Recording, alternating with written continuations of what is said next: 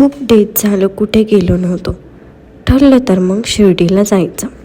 मस्तपैकी कुर्ती घालून इयरिंग्स घालून ट्रेडिशनल वेमध्ये रेडी झाले.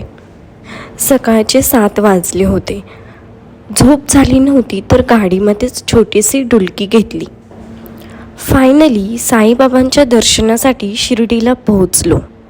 घरून शेंगदाण्याची चटणी आणि चपाती पार्सल आणली होती. भूक लागली होती म्हणून खायला सुरुवात केली. उसाचा रसही पिला एनर्जी येण्यासाठी.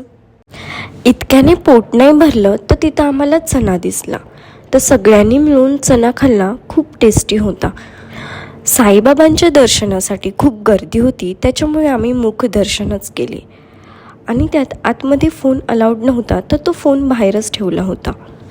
तिथे एक कडुलिंबाचं झाड आहे. असं म्हणतात की त्या कडुलिंबाचा पाला कडू लागत नाही. दर्शन झाले आणि आम्ही साईबाबांचा प्रसाद घेण्यासाठी साई भोजनालयामध्ये निघालो. जेवणामध्ये 2 भाज्या, भात, वरण, पापड, शिरा, चटणी शेंगदाण्याची असं काही होतं. खूप टेस्टी होतं जेवणही. पोट एकदम भरून गेले.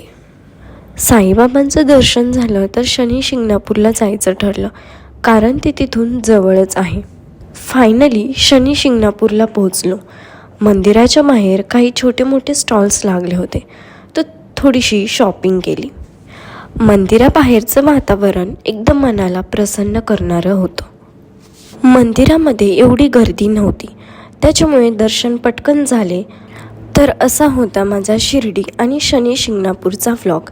तुम्हाला कसा वाटला नक्की सांगा आणि फॉलो करायला विसरू नका. भेटूया पुढच्या व्लॉगमध्ये. आजच्यासाठी फक्त एवढंच.